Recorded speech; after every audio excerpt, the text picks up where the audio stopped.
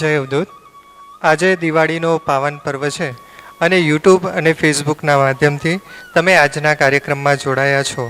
આજના પાવન દિને બે આધ્યાત્મિક કૃપા પ્રસાદીનું અનાવરણ થશે. સૌ પ્રથમ શ્રદ્ધામય પુરુષાર્થનો નવો અંક આવ્યો છે, તો પૂજ્યશ્રીને નમ્ર વિનંતી છે તેના દર્શન કરાવે. એકવાર જોરદાર તાળીઓથી આપણે આ પ્રસંગને વધાવી લઈએ.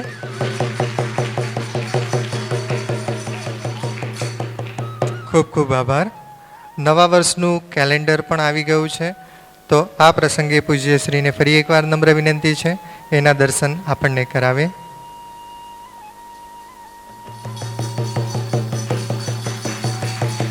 જોરદાર તાળીઓથી આ પ્રસંગને આપણે વધાવી લઈએ.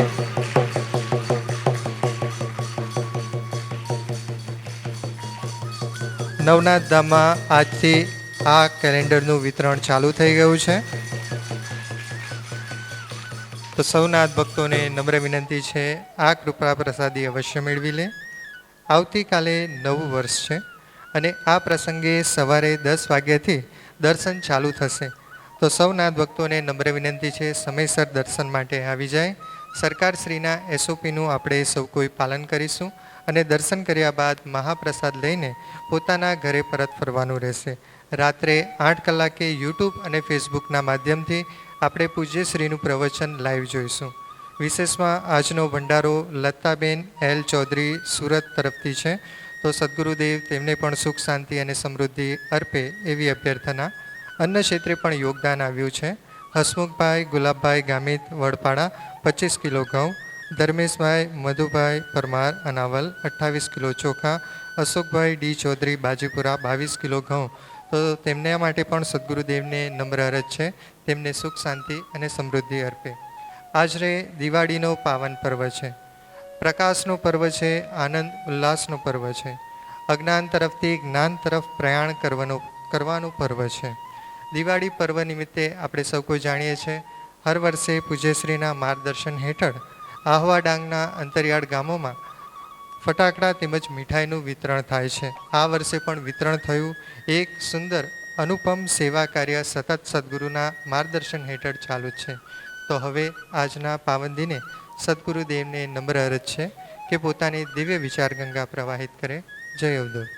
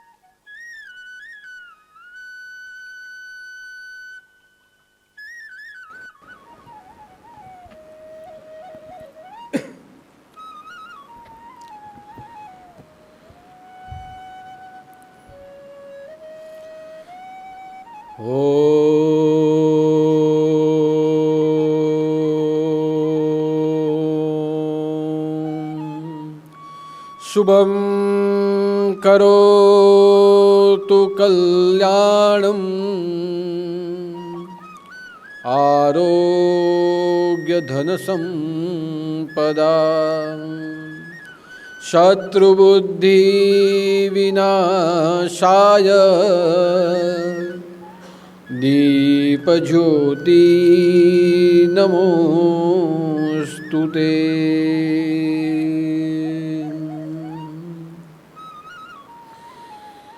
દીપન્યાસ્યતે ધ્વાયન્તં ધન આરોગ્ય પ્રયચ્છતિ કલ્યાણય ભવતિ એવ દીપજ્યોતિ નમોસ્તુતે. अवधूत चिंतन श्री गुरुदेव दत्त सदगुरुदेव की जय. नवनाथ चिंतन श्री गुरुदेव दत्त अलख निरंजन। आदेश आदेश आदेश।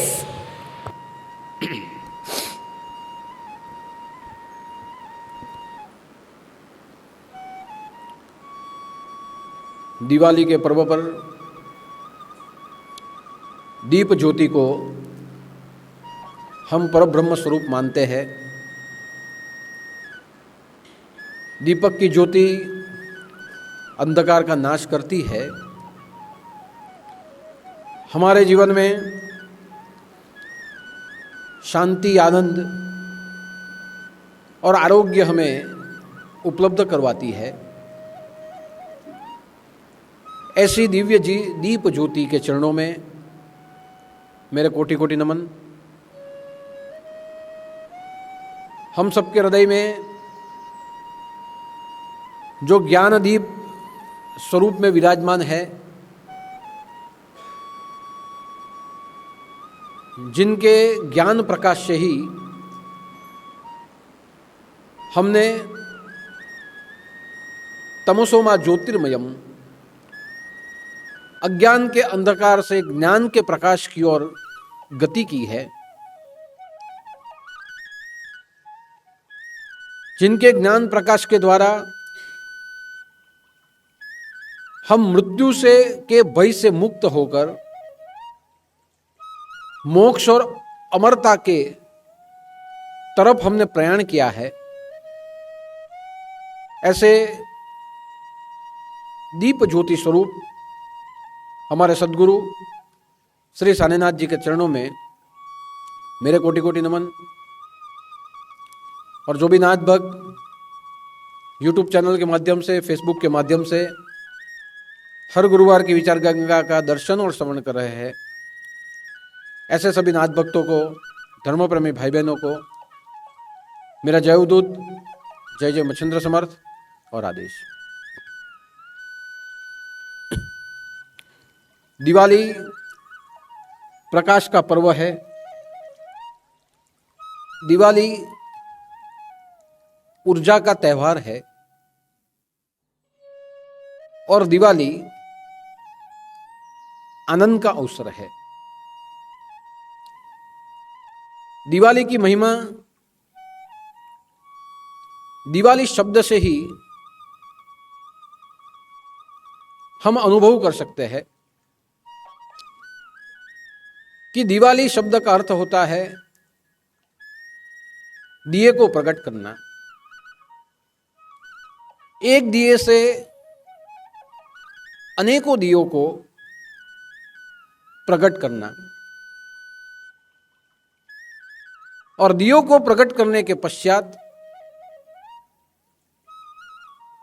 हमारे मंदिर में, हमारे घर में, हमारे रसोई घर में, हमारे मुख्य द्वार पर, तुलसी के क्यारे पर या हमारे पूरे परिसर में विविध जगह के ऊपर दिए को स्थापन करना।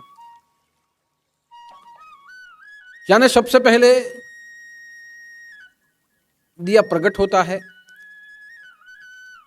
एक से अनेक को प्रज्वलित कर देता है और पश्चात हमारे घर के कोने कोने में वो स्थित हो जाता है। तो यहां से ही हमें अनुभव आता है कि मेरे घर का एक एक कोना प्रकाशमयी है। मेरी दृष्टि जहां जहां पड़ रही है, यह पूरा विश्व प्रकाशमयी है। और जहां विश्व हमें प्रकाशमय लगता हो, स्वाभाविक है कि हमारे अंतःकरण की जो उर्मी है वो भी सकारात्मक प्रकाशों से भर जाएगी। तो दिवाली ये प्रकाश का त्यौहार है। दियों को प्रज्वलित करते हुए अपने घर के कोने कोने में स्थापन करने का ये अवसर है। वैसे इसे दीपावली भी कहा जाता है और दीपावली का अर्थ होता है एक नहीं अनेक दियों को एक साथ एक ही पंगत में सजाते हुए रखना। जैसे फूलों की माला होती है, हम धागे में एक नहीं अनेक फूल को पिरो देते हैं और एक माला बनाते हैं और भगवान के ऊपर चढ़ाते हैं। हम अपने गले में मोतियों का जो हार पहनते हैं उसमें एक मोती नहीं होता, विविध रंग के मोती होते हैं और विविध रूप से उसे सजाते हुए हमारे गले में हम पहनते हैं। ठीक वैसे ही एक नहीं अनेक दियों की हार को हमारे घर के कोने कोने में रखना, हमारे घर के कोने कोने को सजाना, अर्थात दीपमाला को हमारे वास्तु पुरुष को अर्पण करना, उसे कहा जाता है दीपावली। जैसे दीपावली में अनेक दियों की हार हम सजाते हुए रखते हैं, वैसे दीपावली के सभी त्योहार हमें प्रकाश की ओर गति करने की सूचना देते हैं। वसुबारस का त्योहार आता है। यह त्योहार हमें गौ माता का सम्मान करना सिखाता है, पर्यावरण को आदर देना सिखाता है और सर्वभूत हितेरता यह सूत्र को केंद्र में रखते हुए गौ पूजा के द्वारा हमारे भीतर में ज्ञान की ज्योत को प्रकट कर देता है। गौ की सेवा के द्वारा हमारे जीवन में पुण्य प्राप्ति और पुण्य की उपलब्धि की ओर हमें ले जाता है। धनतेरस का त्योहार हमारे आरोग्य के साथ जुड़ा हुआ है। धनतेरस में हम धन्वंतरी भगवान की पूजा करते हैं, जिनकी कृपा से हमें आयुर्वेद प्राप्त हुआ, हमें स्वास्थ्य प्राप्त हुआ, हमें आरोग्य धन प्राप्त हुआ। समुद्र मंथन के समय जैसे 14 रत्न एक के बाद एक प्रकट होते गए, वैसे ही धन्वंतरी देवता भी समुद्र के द्वारा प्रकट हुए। कलश में अमृत साथ में रखते हुए अपने हाथों में जड़ी बूटी को लेते या भूमि पट के ऊपर प्रकट हुए और उनके कारण ही हमें औषध, आरोग्य और वनस्पति प्राप्त हुई। धन्वंतरी देव की पूजा करने से हमारे जीवन को आरोग्य प्राप्त होता है। विश्व में उगने वाली विविध वनस्पतियों के प्रति हमें आदर प्रकट होता है, क्योंकि प्रकृति से ही हमारा जीवन जुड़ा हुआ है। तो धन्वंतरी देवता हमें आरोग्य प्रदान करते हैं, इसलिए हम धनतेरस की पूजा करते हैं। पश्चात हम काली चौदस की पूजा करते हैं, जिसे नरक चतुर्दशी कहा गया। भगवान श्री कृष्ण ने नरकासुर का वध किया और नरकासुर का वध करने से पूरे नगर में वापस स्वर्ग का साम्राज्य स्थापित हुआ। यह कथा हमें सूचित करती है कि जब तक हमारे जीवन में काम, क्रोध, लोभ, मोह, मद, मत्सर है, तब तक हमारा जीवन नरक है। और जब तक जीवन नरक है, वह जीवन अंधेरे के समान है। हम अंधेरे में कहीं जाए तो ठोकर लगने से गिर जाते हैं। अंधेरे में हमें कोई वस्तु प्राप्त नहीं होती। अंधेरे में हम भटकते रहते हैं, ठीक वैसे ही जो जीवन नरकागार बन चुका है वह जीवन बार बार ठोकर खाता है, वह जीवन बार बार भटकता है। हम कितना भी पुरुषार्थ कर ले, हमारे हाथों में बिना अंधेरे के सिवा कुछ आता ही नहीं है। इसलिए जैसे श्री कृष्ण ने नरकासुर का वध किया, हमें भी भगवान श्री कृष्ण की पूजा करते हुए हमारे भीतर में बसे हुए नरकासुर को मारना है। तो काली चौदस का दिन हमें नरक से मुक्ति देने का दिन है। बाद में दिवाली का दिन आता है, जहां प्रकाश की आराधना होती है, ऊर्जा की उपासना होती है और दिए को इष्ट देवता समझ के हुए उसकी स्थापना होती है। लेकिन दीपावली के दिन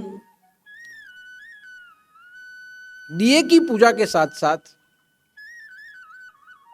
दिए के प्रकाश के साथ साथ हमारे जीवन में, हमारे घर में दो शक्ति प्रवेश करती है। और एक शक्ति होती है महालक्ष्मी और दूसरी शक्ति होती है महासरस्वती। शक्ति का प्रवेश तभी हमारे घर में हो सकता है जब हमारे घर में प्रकाश हो। शक्ति का प्रवेश तभी हमारे जीवन में हो सकता है जब हमारे जीवन में ज्ञान के द्वार खुले हो। जब तक ज्ञान का द्वार खुलता नहीं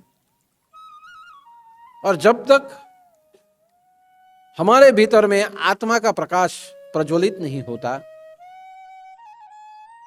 तब तक कोई भी शक्ति न हमारे जीवन में प्रवेश कर सकती है, न हमारे घर में प्रवेश कर सकती। जीवन में प्रवेश करने के लिए ज्ञान चाहिए, शक्ति जीवन में प्रवेश हो इसलिए ज्ञान का प्रकाश चाहिए।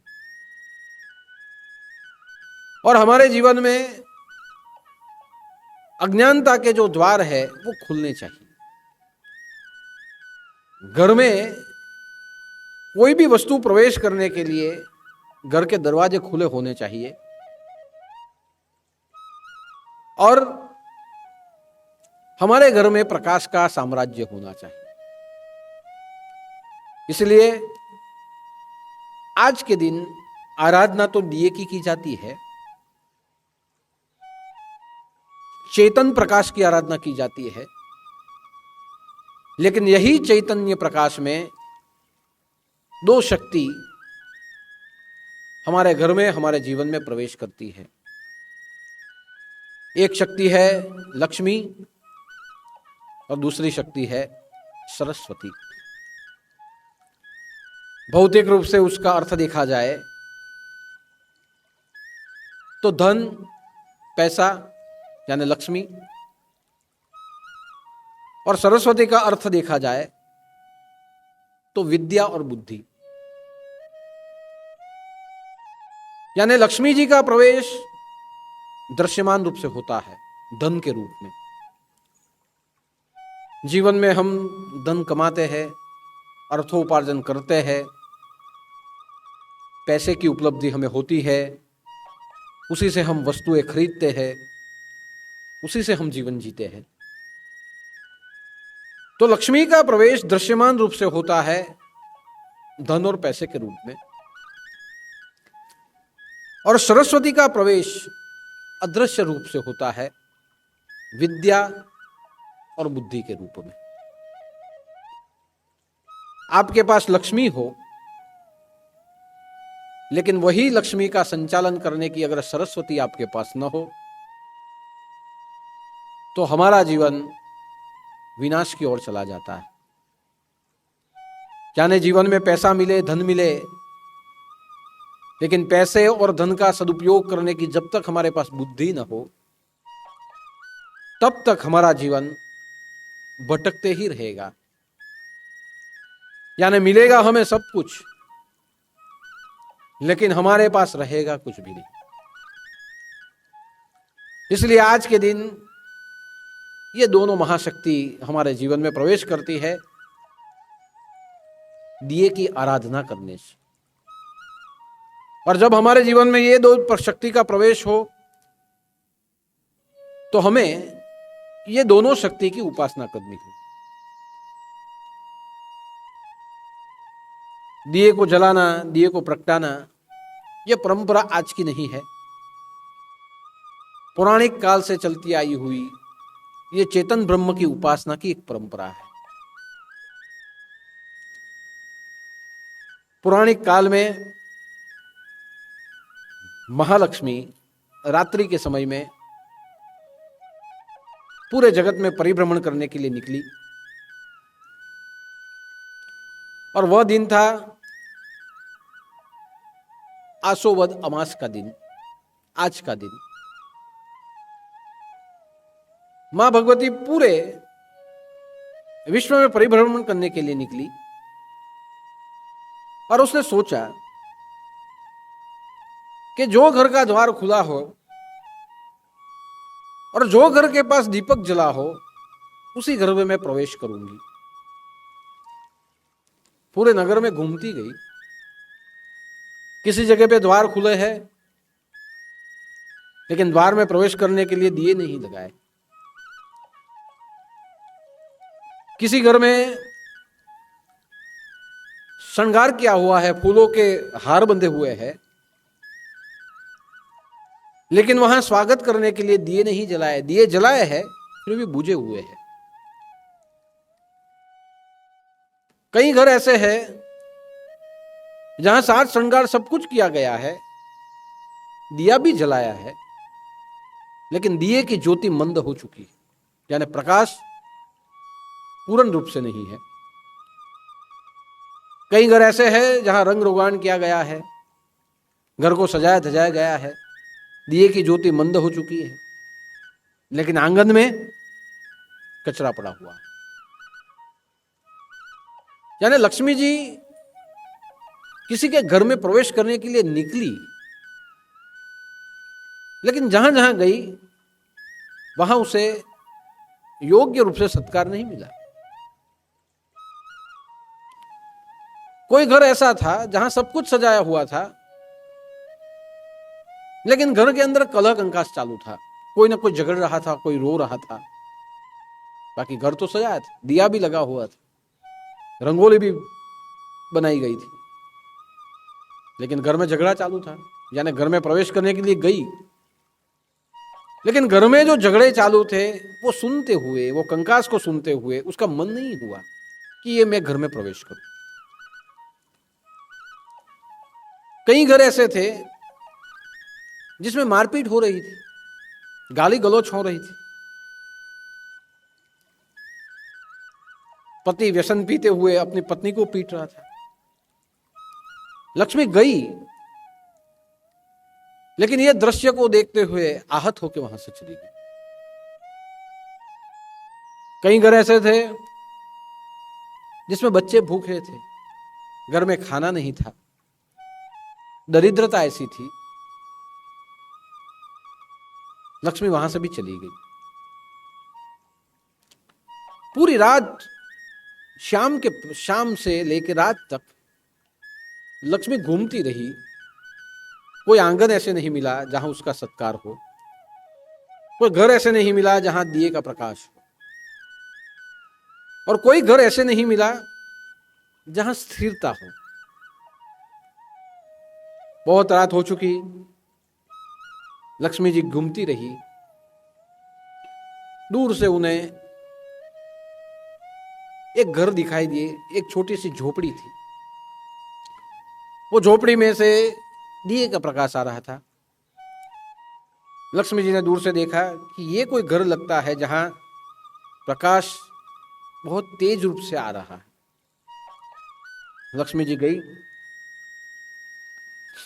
वो घर का आंगन भी साफ सुथरा था, बहुत सीमित रूप से श्रृंगार किया गया था, घी के दिए जल रहे थे। वहां एक वृद्धा बैठी हुई अपने घर का कुछ छोटा मोटा काम कर रही थी और द्वार पे ही बैठी थी। लक्ष्मी गई, वो वृद्धा को देखा और लक्ष्मी जी ने कहा कि माता जी, मैं घूमती हुई यहां आई हूं, क्या आपके घर में मुझे विश्राम मिलेगा? थोड़े समय के लिए मैं रुकना चाहती हूं। वो वृद्धा उठी, उसको हाथ पकड़ के अपने घर में लेके आई, उसका सत्कार किया, उसके पैर धोए। जैसे हमारे संस्कृति में कोई अतिथि आता है तो उसके पैर धोने का एक सत्कार होता है। लक्ष्मी जी ने मना किया, फिर भी उसने कहा कि दिवाली का समय है और कोई अतिथि आ जाए तो उसका सत्कार करना चाहिए। उनकी आगता स्वागता की, उन्हें बैठने के लिए घर में आसन दिया गया, पानी का प्याला दिया। इतनी रात में आप आई है, भूखी होगी, मेरे पास जो कुछ है, अगर आप खाना चाहे तो मैं आपको भोजन दे सकती हूं। जितना उसके पास कुछ था वो भोजन दिया और दो हाथ जोड़ के सामने खड़ी रही। लक्ष्मी जी ने कहा कि आपके सत्कार से मैं संतुष्ट हुई हूं, लेकिन रात बहुत हो चुकी है, मैं यहां से निकल के जाऊंगी कहां? तो आज की रात के लिए मुझे थोड़ा विश्राम मिल जाए तो मैं आपके घर में किसी कोने में मैं सो जाऊंगी। तुरंत उस वृद्धा ने अपना बिस्तर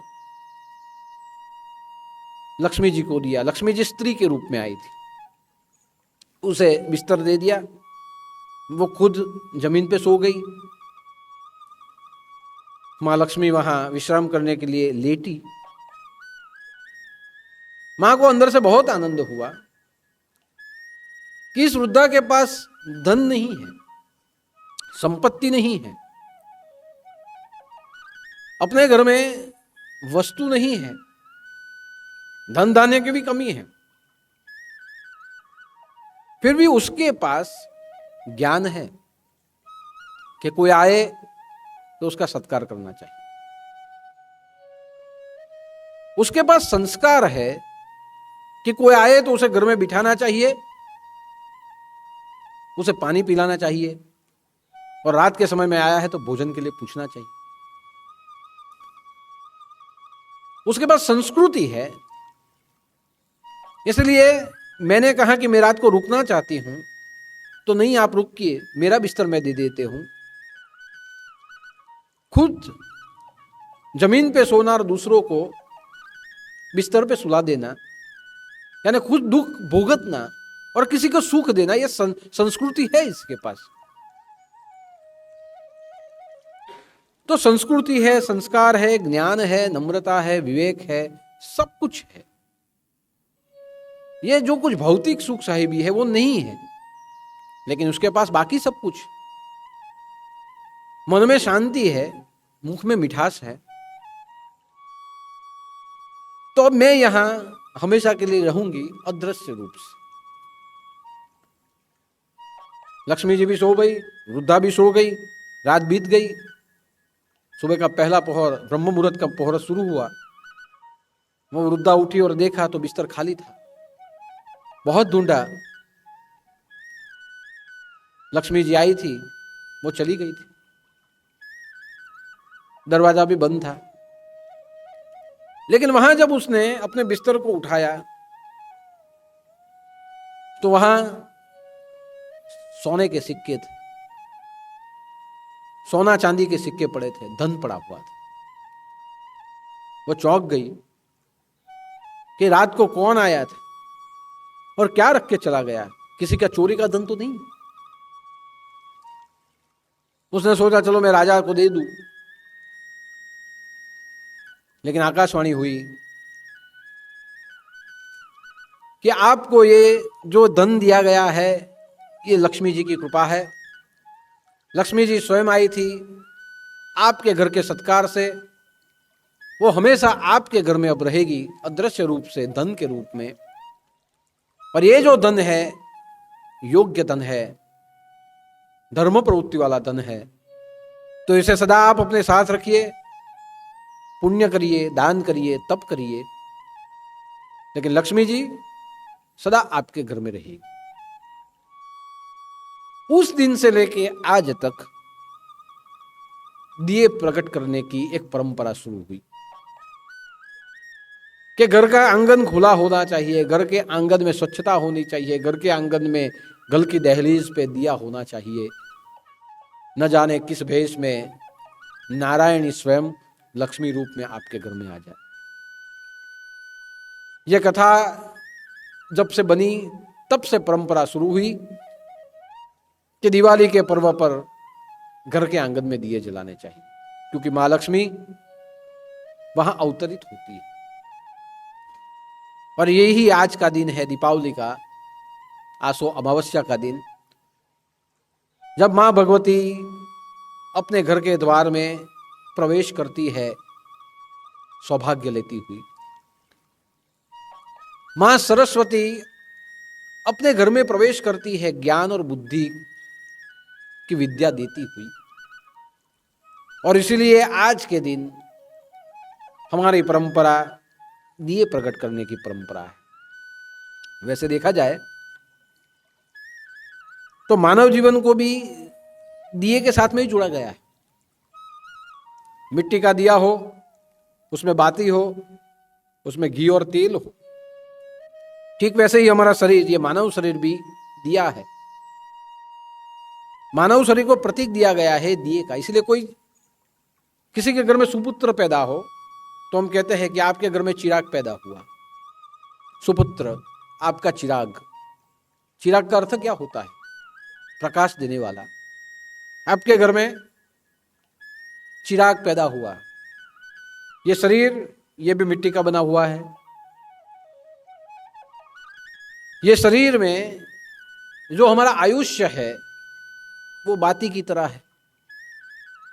2 दिए आप जला दो, कभी ऐसा संभव ही नहीं है कि दोनों दिए एक साथ खत्म हो जाएंगे।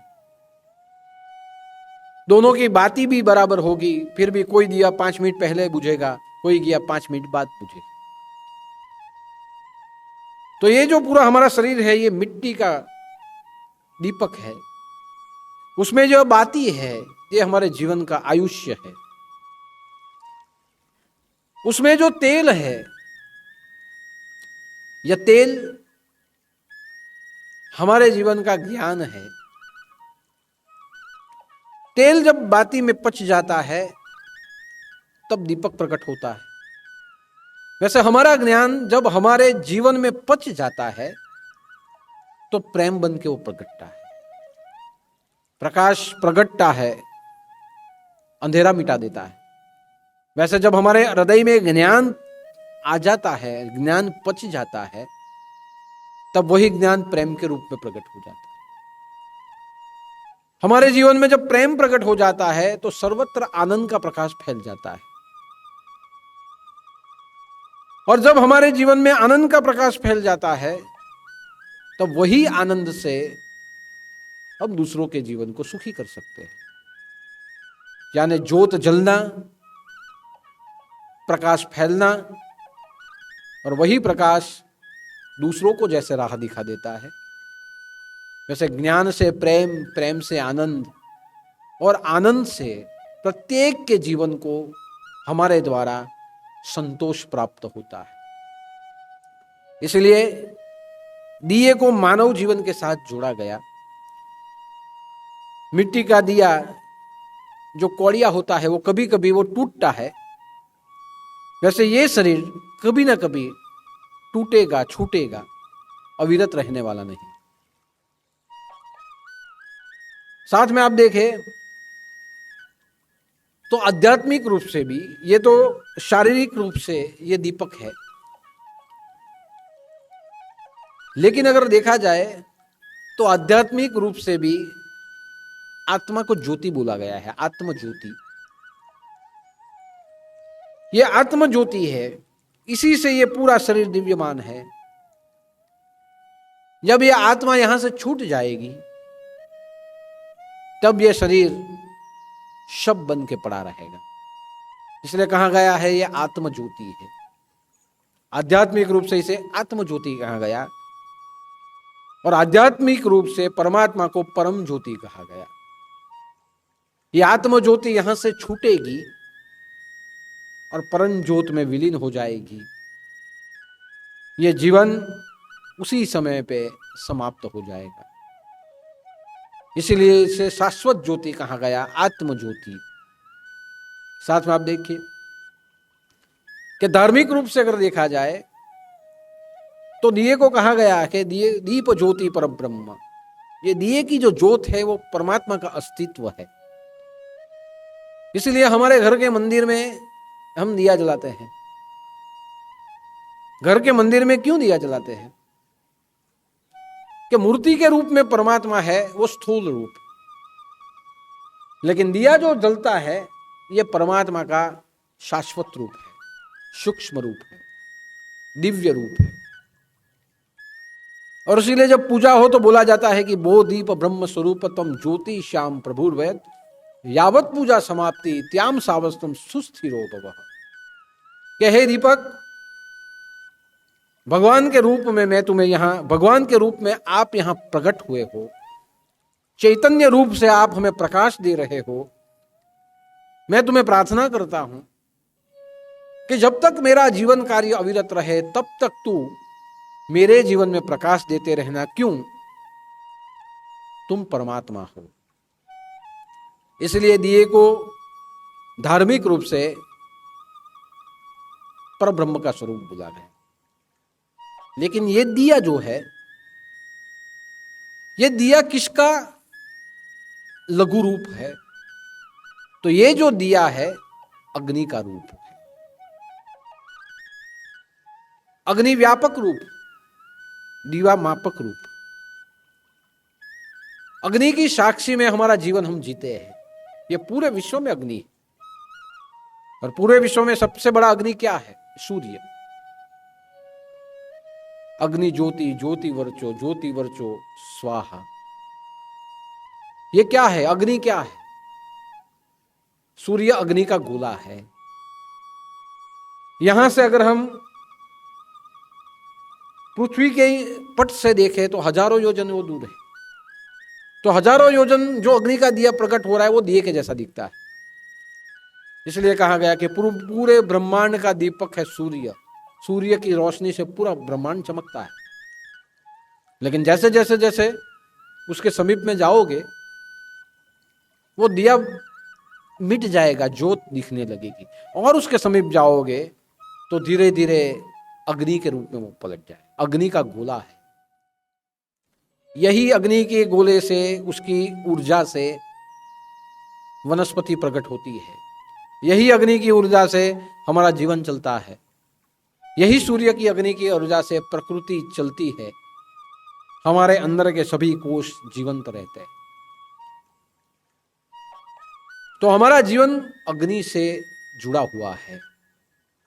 और इसलिए तो आप देखिए कि जैसे सूर्य रूप में अग्नि है, उससे पूरा ब्रह्मांड अपना जीवन जी रहा है। और यही अग्नि हमारे भीतर में भी है, जिसे कहते हैं जठराग्नि। अगर जठराग्नि जले नहीं और हमारा पाचन मंद हो जाए, हमें रोग हो जाएंगे। जठर अग्नि हमारे भीतर में है। कामाग्नि, कि हमारे भीतर में इच्छा पैदा हो अग्नि के जैसी, तो हमारी कार्य शक्ति मजबूत हो जाती है, हम दौड़ते हैं। हमारे अंदर होती है वासना की अग्नि।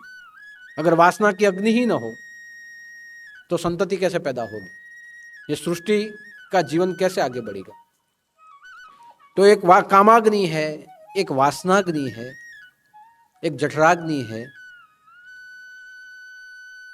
ऐसी तमाम प्रकार की अग्नियां हमारे अंदर भी है। और सबसे शाश्वत अग्नि है सूर्य। इसलिए तो हम सूर्य की पूजा करते हैं। लेकिन दूर से देखें तो वो दीपक है। और नजदीक जाकर देखे तो वो सूर्य है, अग्नि है। इसलिए आप देखिए कि दुनिया का कोई भी संप्रदाय, कोई भी धर्म अग्नि से विमुख नहीं हो सकता। पारसी धर्म को देखे तो अग्नि की पूजा करते हैं, उनकी अग्यारी में अग्नि 24 घंटे जलता है, अग्नि के समीप रहना पसंद करते हैं, अग्नि की पूजा करते हैं। अग्नि यानी ऊर्जा, अग्नि यानी प्रकाश, अग्नि यानी जीवन। क्रिश्चियन धर्म को देखे तो मोमबत्ती प्रगटाते हैं कि अपने चर्च में जाएंगे और मोमबत्ती को प्रकट करें। ये मोमबत्ती क्या है? अग्नि का ही एक छोटा सा स्वरूप।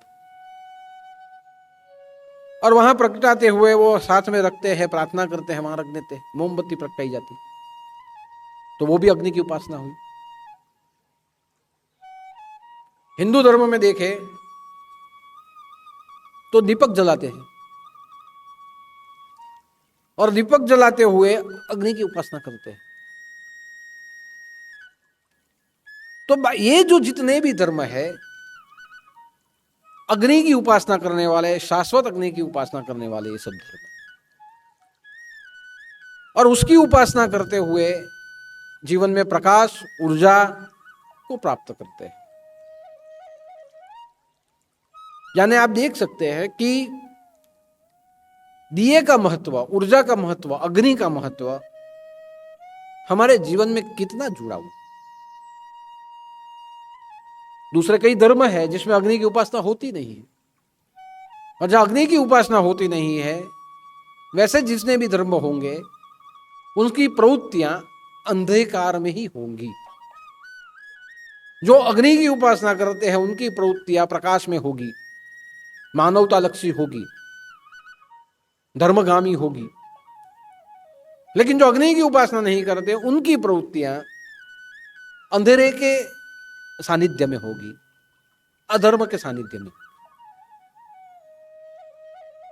और इसीलिए दिए का भी महत्व धार्मिक रूप से भी है, सांप्रदायिक रूप से भी है, मानव जीवन के साथ जुड़ा हुआ है, प्रकृति के साथ भी वो जुड़ा हुआ है। और साथ साथ देखा जाए तो दिए का अस्तित्व विज्ञान के साथ भी जुड़ा। विज्ञान ने स्वयंभू माना है कि जो चैतन्य ऊर्जा होती है उसी से प्रकाश बनता है, बिना चैतन्य से पदार्थ बनता नहीं है। यह विज्ञान ने भी स्वीकारा है। और इसलिए आप देखिए कि आज विज्ञान ने ट्यूबलाइट बना दी, बल्ब गोले बना दिए, उसको हम बटन दबाते हैं, वो जलते हैं, जैसे दिया प्रकाश देता है वैसे वे भी देते हैं।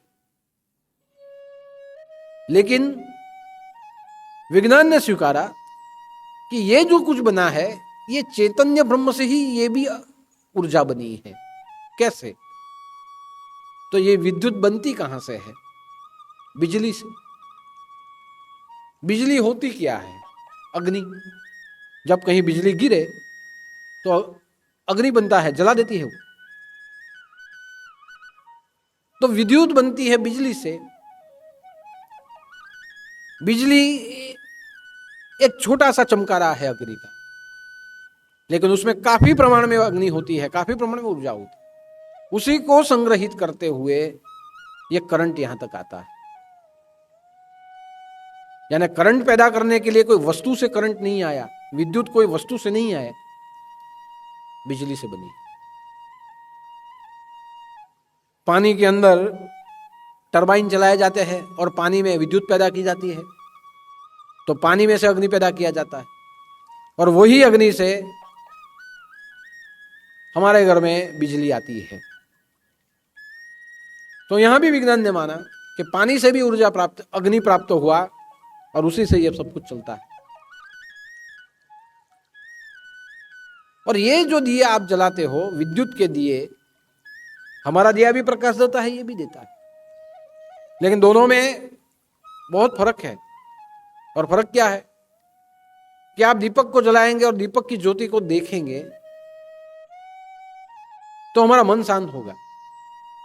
उसका प्रकाश जब हमारी आंखों में आएगा, हमारी आंखों की रोशनी बढ़ेगी। मन स्थिर होगा, दीप ध्यान उसे कहा जाता है, कि मन स्थिर हो जाए। कितने समय तक उसे आप देखते रहो, आप देख सकते हो, नुकसान कुछ नहीं। लेकिन ये जो बिजली के गोले हैं, उसकी नजर में उसके सामने आप देखो 2-5 सेकंड, इतनी ऊर्जा उसमें से, इतनी लाइट आएगी कि हमारी आंख है वो भी आंच देगा, वो हम आगे कुछ देख नहीं पाएंगे। तो ये भी प्रकाश है, वो भी प्रकाश है। यहां देखने से मन शांत होता है, आंखों की रोशनी बढ़ती है। यहां देखने से हमारी आंखें बंद हो जाती है, आंखों की रोशनी को नुकसान होता है। तो यहीं से पता चलता है कि विज्ञान से पूरा विश्व चलता है, विज्ञान जरूरी है, लेकिन हमारे स्वास्थ्य के लिए प्रकृति जरूरी है। हमारे स्वास्थ्य के लिए प्रकृति के सभी पदार्थ जरूरी है, जो पदार्थ पंचमहाभूत बोले गए। यानी विज्ञान वस्तु के माध्यम से हमारे जीवन में काम करता है, लेकिन कभी कभी उसका नुकसान हो सकता है। लेकिन जहां प्रकृति के माध्यम से हमारे धर्म में विविध प्रथाएं, विविध पूजाएं बताई गई है, वो हमारे जीवन के साथ जुड़ने से उसमें आयुष्य हमारा बढ़ता है। तो ये विज्ञान का उगम भी सूक्ष्म से स्थूल की ओर हुआ है,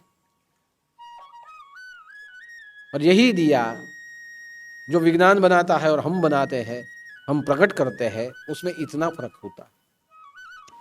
लेकिन जैसे जैसे आज का समय बढ़ता जा रहा है, विज्ञान का सदुपयोग भी हो रहा है, उससे विज्ञान में दुरुपयोग भी हो रहा है। विज्ञान का दुरुपयोग हो, लेकिन उससे ज्यादा भी विज्ञान का उपयोग करने वाले जीवन में प्रमादी और आलसू बन रहे हैं।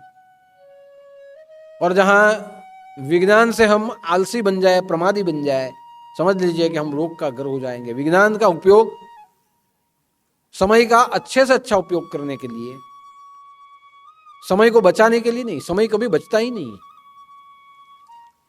हम सोचेंगे कि आज मोबाइल बन गया, समय का बचाओ। मैंने देखा है समय कभी बचता नहीं। समय के बचाव के लिए हम साधन का उपयोग करते हैं, लेकिन मेरा ऐसा मानना है, ज्यादा से ज्यादा कम समय में काम ज्यादा से ज्यादा करने के लिए साधन का उपयोग होना चाहिए। कंप्यूटर आया, समय बचा, कि हमने समय को बचा लिया। जो काम पहले 2 घंटे में होता था, कंप्यूटर में 10 मिनट में होता है। और बाकी का जो समय बच गया, अब क्या करें? बस बैठेंगे, मोबाइल देखेंगे, कंप्यूटर, बैठे रहेंगे, मोबाइल देखेंगे, कंप्यूटर देखेंगे, कुछ अलग अलग प्रवृत्तियां करेंगे, लेकिन हमारा जीवन वहीं स्थूल हो जाता है। कंप्यूटर आया है, समय बचा है, लेकिन मेरा ऐसा मानना है कि कंप्यूटर आने से जो काम 2 घंटे का 10 मिनट में होता है, वही काम और 1 घंटे कंप्यूटर पे करते रहे तो कितना काम हो जाएगा। ज्यादा काम करने के लिए, समय बचाने के लिए नहीं, ज्यादा से ज्यादा काम करने के लिए साधनों का उपयोग होना चाहिए। कंप्यूटर का उपयोग बैठे रहने के लिए नहीं, ज्यादा से ज्यादा काम करने के लिए होना चाहिए। मोबाइल का उपयोग ज्यादा से ज्यादा काम करने के लिए होना चाहिए। काम करने के बाद जो समय बचा है, वो समय को वेस्ट करता है। वेस्ट करने के लिए मोबाइल का उपयोग नहीं होना चाहिए। जो समय बचा है उसमें ज्यादा से ज्यादा काम हो, ज्यादा से ज्यादा हम प्रवृत्तिशील बने, इसलिए ये साधनों का उपयोग होना चाहिए। और इसलिए आज हम किसी को कहे कि भाई घर में दिया लगा दो, तो हमारी सोच बदल ली और हमने विद्युत के दिए अपने मंदिर में ला दिए। कई जगह आप दुकानों में देखेंगे, घर में भी देखेंगे कि जो दिए होते हैं उसमें विद्युत के दिए होते हैं। वो दिए जलाने नहीं पड़ते, इसलिए अच्छा है बटन दबाओ, भगवान के फोटो के सामने दिया प्रकट हो जाएगा। और बटन दबाने से हो, वहां बैठे बैठे आप कर सकते हो। वो दिए में तो जाना पड़ेगा, तेल पुरना पड़ेगा, 2-5 मिनट मेहनत करनी पड़ेगी। लेकिन वहाँ बैठे बैठे वहाँ मंदिर में दिया जल जाता है, हम 2 हाथ जोड़ देते हैं और हम क्या कहते हैं, हमने दिया कर दिया। देखिए ये सुविधा आई है, लेकिन सुविधा आने के बाद हमारी प्रवृत्ति शिथिल हो गई। अगर ऐसे ही हम धर्म को ऑपरेट करेंगे, ऐसे ही हमारी संस्कृति को हम चलाएंगे, तो ये संस्कृति कागज के फूलों के जैसी हो जाएगी। फूल तो होते हैं कागज के, सुवास नहीं होती उसमें। वैसे धर्म तो होगा, लेकिन वो धर्म कभी हमें संस्कार नहीं देगा। इसलिए यंत्र बने हैं, मशीन बने हैं, लेकिन हमारे जीवन को, हमारे शरीर को, हमारी सोच को हमें मशीन नहीं बनाना है। यंत्र है, मन मंत्र की तरह होना चाहिए। यंत्र बने हैं, लेकिन यंत्र के साथ काम करने के लिए मन मंत्र के जैसे होना चाहिए। हमने यंत्रों के साथ काम करते करते हम भी वैसे ही हो गए, स्थूल। जितना कहा जाए उतना ही कर सकते हैं। जैसे मशीन में कोई पार्ट बिगड़ गया, मशीन नहीं चलता। वैसे हमारा मन ऐसे मशीन जैसे हो गया कि अगर मन में कुछ विवाद हो गया, आजू बाजू के वातावरण से हमारा मन उदास हो गया, हमारी प्रवृत्ति भी वहां अटक जाती है। हर रोज दिया करते थे, काम नहीं हुआ, बस स्पेयर पार्ट बिगड़ गया अंदर, काम नहीं हुआ, अब दिया नहीं करेंगे। बहुत सेवा करते थे, हमारा अच्छा नहीं हुआ, अब सेवा नहीं करनी। आप सोचिए, जैसे मशीन का स्पेयर पार्ट बिगड़ जाता है, वैसे मन का बिगड़ जाता है। हम काम नहीं करते, हम ऐसे ही बैठ जाते। लेकिन हमारे शास्त्र ने तो बोला है, चेरो इति चेरो, दीपक जलता रहता है जब तक उसमें जीवन हो। सूर्य प्रकाश देता रहता है जब तक संध्या न हो, और संध्या होने के बाद भी किसी और जगह पे जाके वो अपना प्रकाश देता है। वैसे हमें भी यंत्रवत नहीं जीना है, मंत्रवत जीना है। यंत्रों का उपयोग करे, लेकिन मन को मंत्र बनाए हुए रखे। अगर मन मंत्र बनेगा और यंत्र का उपयोग होगा, तो इतना आप जान रखिए, पूरा समुदाय उसमें से नए जीवन को प्राप्त करेगा। इसीलिए हमारे विचार रूपी दीपक को भी हमें सदा प्रज्वलित रखना पड़ेगा। तो आज का जो दिन है, ये दीपावली का दिन, दिए की आराधना करना, लक्ष्मी और सरस्वती की उपासना करने का दिन। मन का दिया प्रज्वलित रहेगा, आत्मा की ज्योत का प्रकाश हमें प्राप्त होता रहेगा, धर्म ग्रंथों से हमें प्रकाश मिलता रहेगा, गुरु के उपदेश हमारे जीवन में ज्ञान का प्रकाश फैलाते रहेंगे। तो मेरा मानना है, जितनी भी लक्ष्मी हमारे जीवन में आएगी, वह लक्ष्मी का सदुपयोग सरस्वती के साथ में जोड़ते हुए हम करेंगे।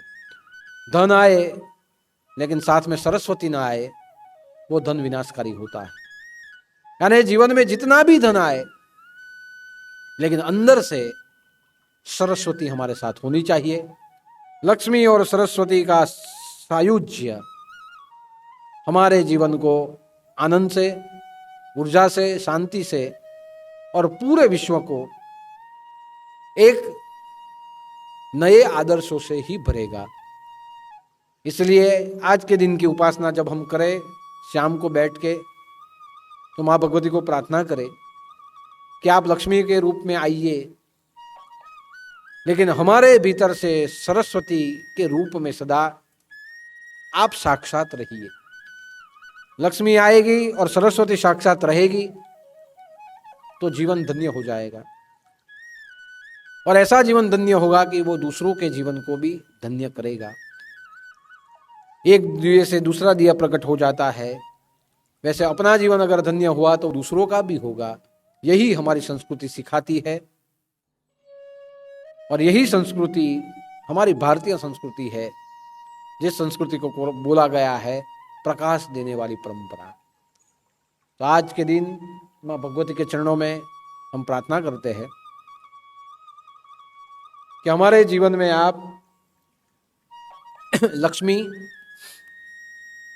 हमारे जीवन में शक्ति के रूप में प्रकट हो, हमारे जीवन में बल के रूप में प्रकट हो, हमारे जीवन में धन के रूप में प्रकट हो, लेकिन साथ साथ सरस्वती ज्ञान के रूप में प्राप्त हो,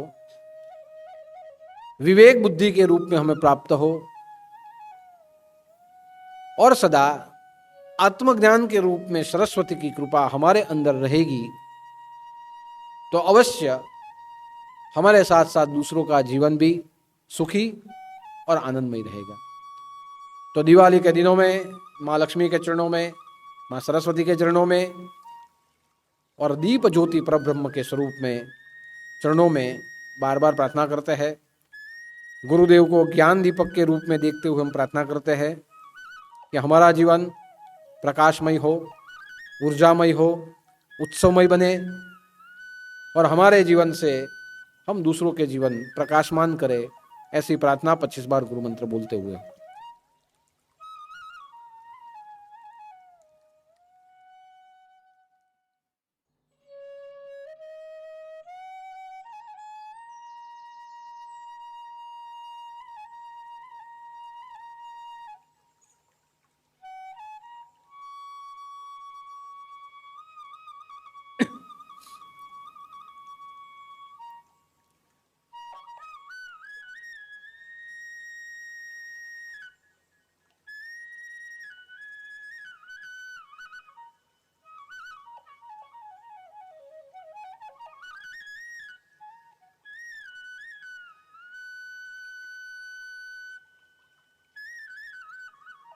अम्बे मात की जय, योगेश्वरी मात की जय, काड़ भैरव नाथ की जय, सदगुरु देव की जय, नवनाथ चिंतन श्री गुरुदेव दत्त।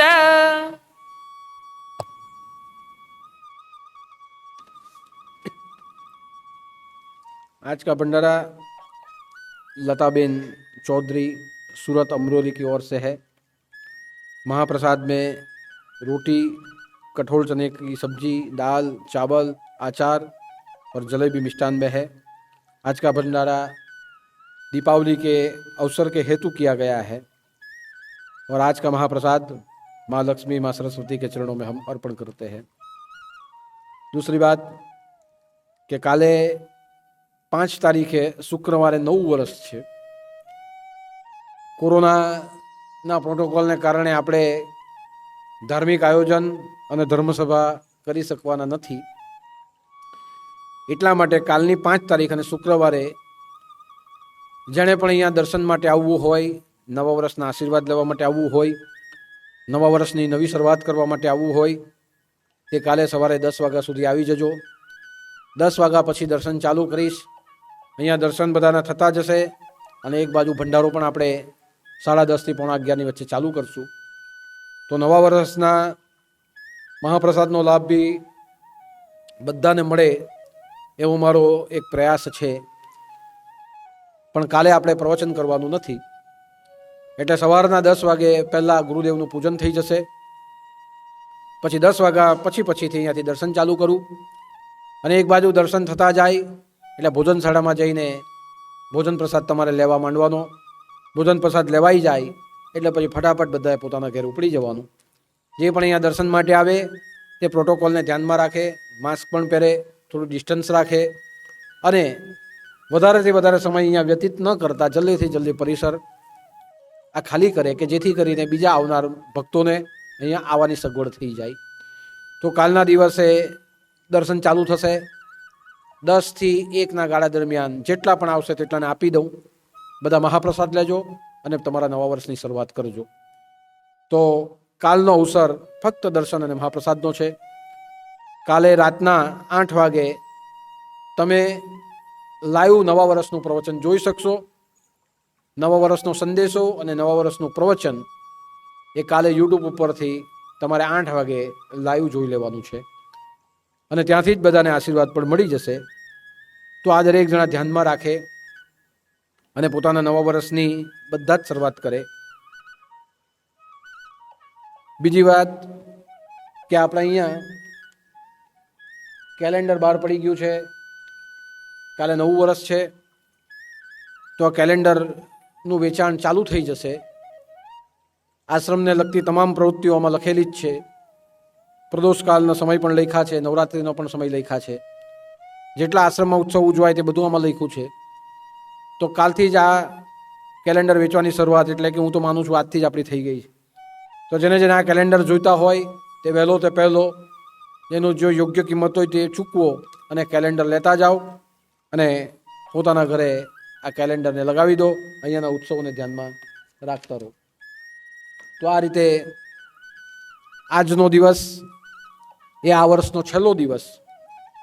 તો આજના છેલ્લા દિવસ નિમિત્તે પણ બધાને અહીંયાથી શુભેચ્છા આપું છું, આશીર્વાદ આપું છું કે આખું વર્ષ આપણું સંઘર્ષમાં ગયું. આખું વર્ષ બધાએ પુરુષાર્થ કર્યો. આખા વર્ષમાં દુઃખ પણ આવ્યા અને સુખ પણ આવ્યા હશે. પણ એક વસ્તુ હું નિરંતર જોઉં છું કે જેટલા પણ નાથ ભક્તોએ ગુરુ દરબાર તરફ ગતિ કરી છે એ ગતિમાં કોઈ પણ પ્રકારની અધોગતિ આવી નથી. બધાની ગતિ પ્રગતિ તરફ જ છે. તો જૂનું વર્ષ જે સંઘર્ષમાં ગયું હોય તે, પણ ભગવાનને પ્રાર્થના કરું છું કે નવું વર્ષ તમારું પ્રગતિશીલ આવે. નવા વર્ષમાં સંઘર્ષ આવે પણ નવા વર્ષમાં કોઈને દુઃખ ન પડે. નવા વર્ષમાં તમને આનંદ અને ઉર્જા પ્રાપ્ત થાય. અને જેટલા તમે ગુરુ દરબાર તરફ જે ગતિથી આવો છો એ ગુરુ દરબાર તરફ આવવાની ગતિ તમારી બમણી થાય. વધારે વેગથી તમે ગુરુ દરબાર તરફ આવો અને એવી ગતિ તમારી ધર્મ તરફ થતી રહે, એવી જ પ્રાર્થના હું ગુરુદેવના ચરણોમાં કરું ને આપ સૌને હું આશીર્વાદ આપું છું. આજના નવા વર્ષનો છેલ્લો દિવસ. જૂનું ભૂલી જાઓ, જે પણ જૂનું હોય ભૂલી જાઓ.